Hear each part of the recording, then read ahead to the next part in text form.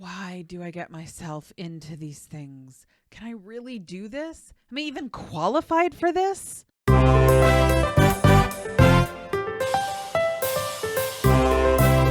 Welcome to Fox Talks Business Podcast with your host, Tanya Fox. Tanya has been an entrepreneur for over 20 years, owning retail, service, and franchise. She holds no punches and is never afraid to talk about the nitty-gritty. Together, you'll explore the good, the bad, and the motivational of business life, turning obstacles into opportunities and failures into successes. So grab your favorite drink and let's have some fun. Here's your host, speaker, crafter, and collaborator, Tanya Fox.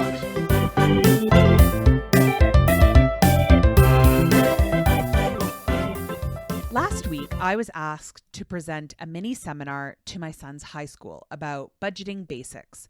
I was thrilled to get this request and I said yes right away because I've always felt that learning how to realistically budget in today's world needs to be a larger component in our schools.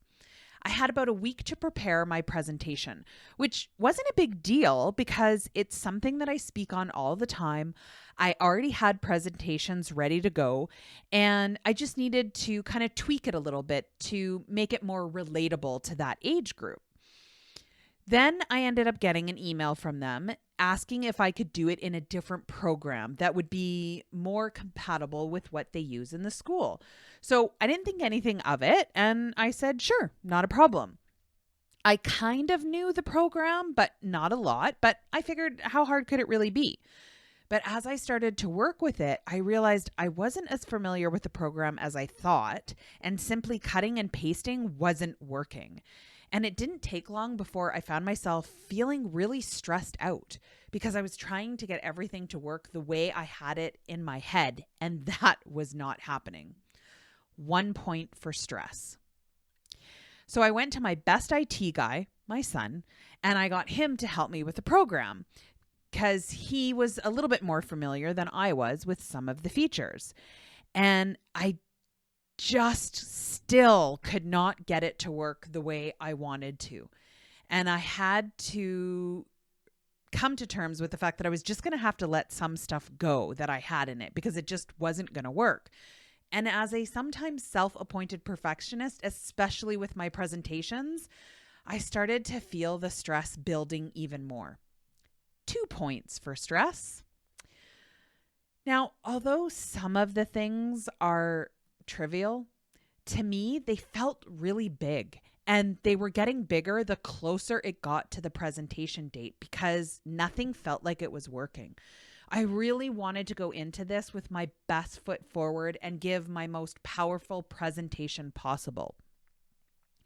And when the morning of the presentation came, as I sat and sort of reviewed what it is that I had, the stress started to build in me again because the slideshow wasn't exactly the way I wanted it.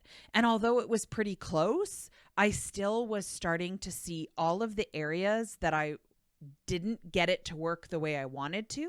And that's all I was seeing. So my stomach kind of did this weird nervous growling thing that it had done. And my nerves started to build and the stress was happening. My morning coffee ended up not working out and I never got a chance to sit down and read, which is usually what I do in the morning. And I was starting to really build on that stress and that nervousness. I was out of sorts and I was out of routine. 3 points for stress. I started to second guess everything. Why I agreed to do this in the first place. Why did I think that this was something that I could do, and on and on and on.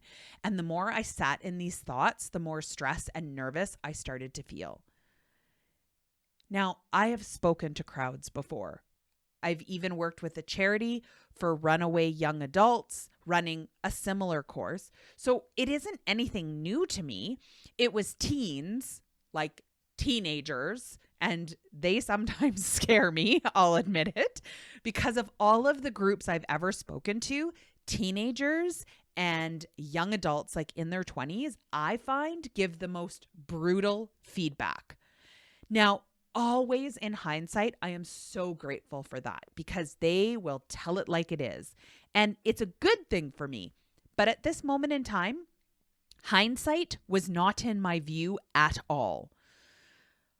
So why am I talking to you about this today? Why am I sharing this story? Because I needed to reach out and ask for help. And that's hard for me.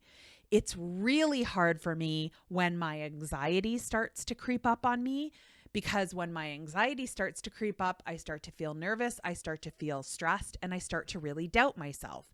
And to ask for help means I need to admit to myself and to somebody else that I feel weak, that I need help. And it's hard. It's a hard thing for me to do. I pride myself on being really independent. So I struggle with it. And the actual motion of asking for help causes me more stress and anxiety, which doesn't really make any sense. But hey, that's how anxiety works, right?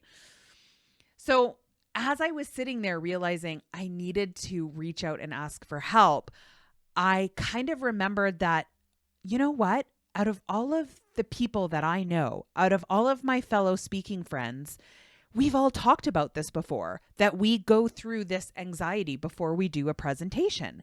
And I just really needed to figure out who I needed to call that was going to pick up the pom-poms and get me pumped up again. Because I realized, luckily, this time, I realized that I was just living in my head too long. And because I was sitting in my anxiety, I was letting it transfer to everything. And I was starting to doubt absolutely everything, whether I was even qualified to speak on it. I mean, I've been doing this for a long time. So how often does that happen to you? Do you secretly go through an internal conversation of doubt, of convincing yourself that you're just going to quit? I'm not going to do it anymore. Whether it's for a presentation, or maybe it's going to the gym. Maybe it's just getting out of bed each morning. It doesn't matter what it's for. I want to do this because I want people to understand that you're not alone. That sometimes it is as easy as just picking yourself up, putting your big girl panties on, looking at yourself in the mirror and giving yourself a pep talk. I do it. That's how I get myself out sometimes if I don't have that person who can pick up those pom-poms for me. And this is literally what it sounds like. I look in the mirror, I point to myself, and I'm like, you got this. You know your stuff. You have been doing this for 2 decades. 2 decades. You can do this. Stop doubting yourself. You've got this. And then I close my eyes and I say, you're smart enough. You are good enough. And doggone it, people like you. Now, anybody who's old enough will know exactly where that comes from. Thank you, SNL. But it's something that makes me giggle every time. And it pulls me out of that negative thinking because I just start laughing and I start thinking about all of the skits that used to be around it. And it's sort of my happy thing. Then I do my power pose, which I do every time. And I walked out the door. Was I still nervous? Yes. Was I still worried about how it was going to go? Oh, yes. Was I still doubting myself? Yeah, well, a tiny bit, yeah, because it doesn't just all magically go away. But I walked into the classroom and I decided to just give it my all. And at the end of the day, I didn't die. They asked questions during Q&A, which anybody who's ever spoken before knows sometimes that's where you hear the crickets. And I was right on time with my presentation length. So when the bell went, all of the kids got up and they left, but 2 boys stayed behind. Now, this was the other thing that I thought for sure my nerves were going to go through the roof. When I got into the seminar, it was all boys. All of them. No females. That doesn't usually happen to me. Sometimes there's a mix, but typically for stuff like this, I find I tend to get more females than males, which has always seemed weird to me, but I was kind of a little nervous, but it ended up going really good. And one of them came over and he said, "Thank you for this. My family isn't really good at this kind of stuff, and I think this will really help me." So I gave him my card. I told him to reach out to me. I said, if you need anything, help with the budget sheet, please, I'm happy to help. And then this other boy came up to me and he was staring at his shoes, fiddling with his fingers. He was so nervous. And he kind of looks at me and then looks down at the ground and kind of looks up at me, you know, through his eyelashes. And he says, I really wish I could talk like you, like, you know, like all confident and stuff. And it was like somebody lifted huge weights off my shoulder because he was so shy.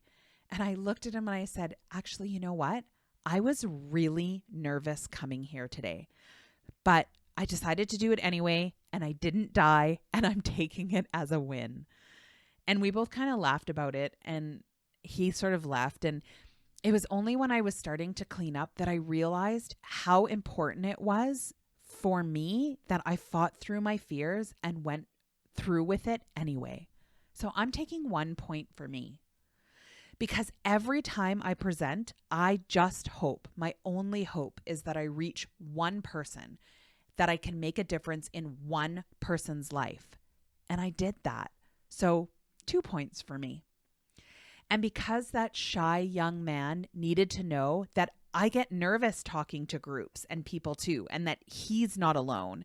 And the fact that we were able to connect on that level, and he was able to see that even though to him I looked poised and confident, that I was still nervous too. That connection meant a lot both to me and I think to him too. So 3 points for me. But most of all, because I kept my word to myself and my goal, which was to educate youth on budgeting before it's too late, and then they end up hiring me to help them get out of debt, I gave myself another point. So 4 points for me. So if you're keeping score, that was 3 points for my stress, nerves, and anxiety, and 4 points for me. And that, my Foxy listener, is a win. This is what I learned so much from this day, is that sometimes my wins are dozens of points ahead, like 20, 30 points ahead, more better than negative. But sometimes, like this presentation, it's only 1 point. And you know what? That's all it takes. Life is going to present you with many twists and turns in your journey. But no matter where you're going or what you're going through, I guarantee you somebody else has been there or is there in the mud with you at that time. So you need to remember that you are never, ever alone. And with my hindsight in full view now of the day's events, I realized that it was even a bigger success than what I initially thought. Because the more I look back on it, the more good I see in everything that happened. And it's all just because of that one extra point. So when you're faced with a challenge and you're second guessing yourself, I want you to reach out to that person in your life that has those pom-poms on the ready to cheer you on, to remind you how awesome you are, and to say, hell yeah, you got this. Thanks, Ashley, for being that person. And I want you to take time to celebrate that you did it, that you made it through, that you didn't die. And find those points to make it a win, even if it only is 1 point in your favor. Because sometimes that 1 point is all you need. And through it all, you know what I say, remember to have fun. Because if we're not having fun, why are we doing it?